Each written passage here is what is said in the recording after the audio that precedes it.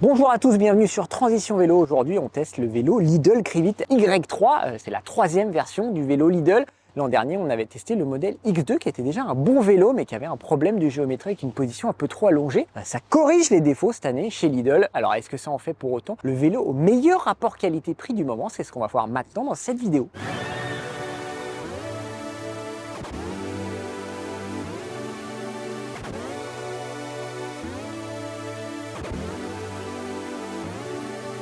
Alors le vélo électrique Lidl Krivit Y3, c'est un cadre à enjambement bas, un cadre ouvert en aluminium avec un enjambement à 41 cm. Ça va permettre de chevaucher le vélo en passant par devant. Ça évite d'avoir levé sa jambe en passant par-dessus la selle. C'est notamment pratique lorsqu'on a un siège enfant installé sur le porte-bagages. Donc on va pouvoir passer par devant. Le vélo Lidl Y3 est équipé d'un moteur moyeu arrière mi-vis qui développe seulement 40 Nm de coupe. Mais comme on va le voir dans la partie conduite, c'est largement suffisant sur ce type de vélo. Il est associé à une batterie de 355 Wh qui est placé derrière le tube de selle. C'est une grosse évolution par rapport au modèle de l'an dernier puisque la batterie sur le modèle X2 était dans la tige de selle. Il fallait enlever la selle avec la tige de selle pour transporter la batterie et surtout il a été connecté avec un câble. Là c'est beaucoup plus simple, c'est beaucoup plus classique, c'est ce qui se fait habituellement. On va clipper la batterie, la placer et c'est très simple, c'est sécurisé par un verrou et Lidl fournit 3 clés. Si on en perd une, il nous en restera toujours 2. Lidl a fait le choix de composants de marque pour équiper son vélo puisqu'on retrouve des freins à disque hydrauliques Shimano MT 201 avec des vis de 160 mm,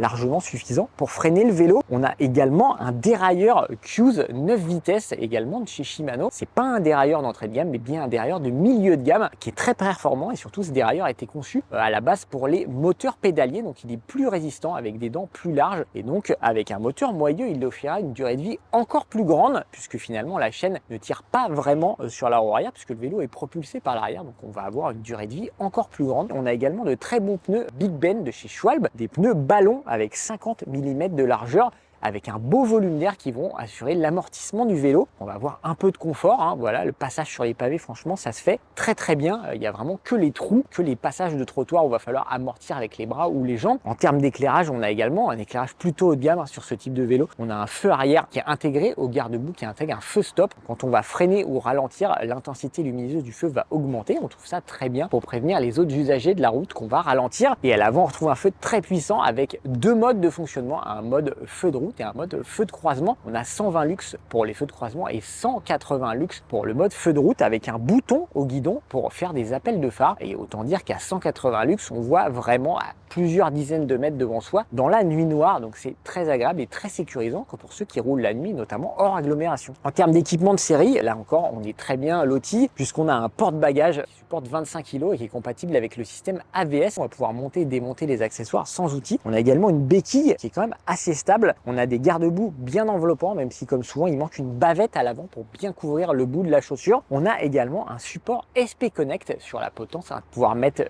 pince universelle ou acheter une coque pour son téléphone. Et on a également là encore quelque chose de très rare, on a un support magnétique Feedlock Base Bike qui va permettre de mettre plusieurs accessoires magnétiques, notamment des bidons, des sacoches qui vont pouvoir se retirer simplement en pivotant à 90 degrés les accessoires. Voilà, c'est le genre d'accessoires qu'on trouve quasiment jamais sur les vélos de série. Donc là, c'est quand même une très bonne intégration que nous fait Lidl et c'est un vélo qui est très bien équipé de base. Alors c'est bien d'avoir une belle fiche technique, mais comme on l'avait vu sur le modèle de l'année précédente, il suffit pas d'avoir une belle fiche technique pour faire un bon vélo. Cette année, Lidl a quand même corrigé les principaux défauts de son vélo, notamment la position de conduite qui est plus droite, qui est moins allongée, la potence a été un peu raccourcie, le vélo est un peu plus court, en tout cas la distance entre la selle et le guidon est un peu plus courte. La position est franchement agréable, on a un guidon assez courbé sur ce modèle Y3 qui est le modèle à cadre ouvert. On a une position typique d'un vélo de villa, on va être assez droit. Franchement, la maniabilité est très bonne. En termes d'assistance, on pourrait se dire que 40 Nm c'est pas suffisant, mais franchement c'est très agréable, l'assistance est très douce.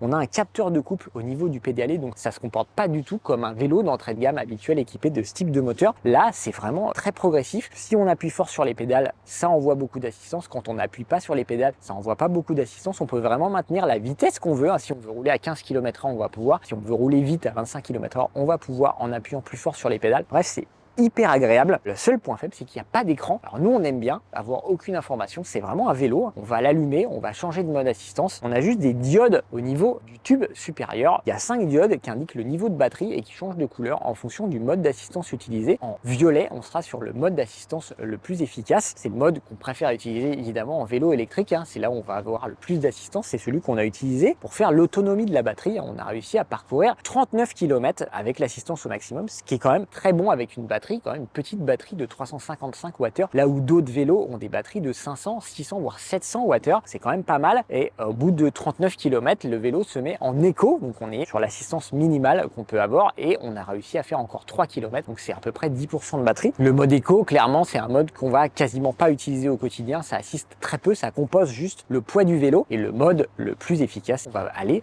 à 24-25 km/h. On peut maintenir une vitesse comme ça, même dans les côtes, franchement, c'est un vélo qui marche très bien. On a choisi ce vélo dans la version dérailleur, on avait déjà testé la version courroie, on connaît les avantages et les inconvénients de la courroie, on voulait voir si ça marchait bien avec un dérailleur. C'est très efficace avec un dérailleur, c'est plus agréable évidemment, on va pouvoir pédaler à sa bonne fréquence. La 9e vitesse allonge énormément, donc on va même aller au-delà des 25 km/h de l'assistance, on va pouvoir pédaler à 27-28 km/h. C'est quand même un moteur qu'offre assez peu de résistance, on est agréablement surpris. La version courroie va être réservée à ceux qui ont un parcours essentiellement plat avec très peu de montées, que dans les montées c'est quand même assez difficile, et cette version dérailleur est beaucoup plus polyvalente. En termes de freinage, les Shimano MT200, c'est des freins qui n'ont vraiment plus rien à prouver, c'est des bons freins dont on trouve les plaquettes partout, tout le monde sait les purger, chaque atelier sait comment faire l'entretien sur ces freins, donc c'est vraiment pas une surprise, c'est vraiment des très bons freins. C'est particulièrement adapté à ce vélo qui fait un peu moins de 24 kg. Voilà, ça freine bien, c'est fiable, c'est tout ce qu'on veut sur un vélo de ville. En promo à 1400 €, ce vélo électrique Lidl Y3 coche presque toutes les cases. Il y a très peu de choses à lui reprocher. On a un équipement complet, un moteur qui est franchement puissant et surtout silencieux, qui est très important. On a une bonne autonomie globale, on a des composants de qualité, un dérailleur qui marche bien, des freins qui freinent fort, des pneus confortables. Bref, il y a franchement très peu de choses à reprocher à ce vélo. On peut simplement signaler l'absence d'antivol de cadre, mais on a des fixations, donc on va pouvoir le rajouter. On n'a pas de poignée à la batterie et le plus important, c'est la gestion du service après-vente de Lidl qui est quand même pas clair sur le long terme. Lidl n'a pas d'atelier, donc pour tout ce qui est réparation du quotidien, va falloir voir avec son vélociste ou un atelier proche de chez soi. Et franchement, les vélocistes, les vélos de grande surface, ils aiment pas vraiment. Ils peuvent vous dire qu'ils n'ont pas les pièces pour le moteur mi-vis et les batteries et tout ce qui est contrôleur électronique, ce qui est vrai. Pour le reste, normalement, ils devraient pouvoir entretenir le vélo s'ils en ont l'envie et s'ils ont le temps. À 1700 €, c'est quand même une autre affaire puisqu'on a d'autres vélos. On se rapproche des tarifs classiques de 2000 € d'un vélo de ville électrique de marque. Donc la donne est quand même un peu différente. Ce vélo existe en 4 versions, en version cadre ouvert ou cadre fermé, en version dérailleur ou courroie, en plusieurs coloris. En tout cas, à ce prix-là, 1400 €, le Crivit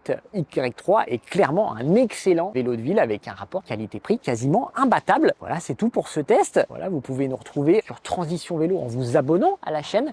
Lâchez un petit pouce, ça fait toujours plaisir. Activez les notifications pour être au courant de tous nos futurs tests et posez vos questions en commentaire. On se fera un plaisir d'y répondre. Voilà, d'ici là, continuez à rouler, continuez à vous faire plaisir à vélo et on se dit à bientôt pour un prochain test.